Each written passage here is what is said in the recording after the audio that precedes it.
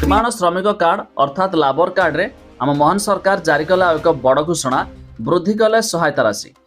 जदि आपण मानकर लाबर कार्ड अच्छी तेबे जानी रखंतु एबे आपनको मिलबाक जाउछि अधिक टंका।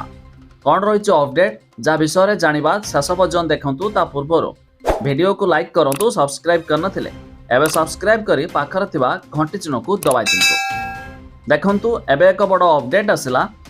निर्माण श्रमिक माने पूर्वरु पाउथिबा सहायता राशि वृद्धि करिसंती राज्य सरकार।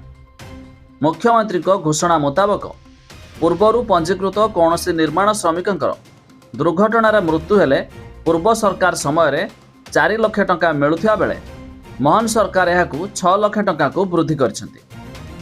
सेहि भली स्वाभाविक मृत्यु हेले श्रमिकंक परिवार को 2 लाख टंका मिलुथिबा बेले एबे एहाकू 3 लाख टंका को वृद्धि कराइछि।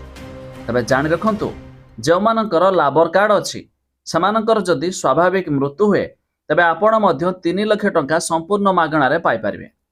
खाली सेतिकी नुहे, जो मानकर दुर्घटनाग्रस्त मृत्यु हुए पूर्वरु सेमानकू 4 लाख टंका मिलुथिबा बेले एबे नुआ सरकार एहाको बढ़ाई दिछंती।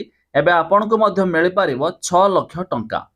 तबे आपण मानकर लाबर कार्ड रहिछि कि नाही ता निहाती कमेंट करी जणाइबे। ता छडा ए वीडियो को शेयर करी सेमानकू मध्य जणाइ दियंतु जाहांक पाखरे मध्य लाबर कार्ड रहिछि। जाहाकि मोहन सरकार बड़ खुशी खबर दे देले सहायता राशि वृद्धि कले लाबर कार्ड रे।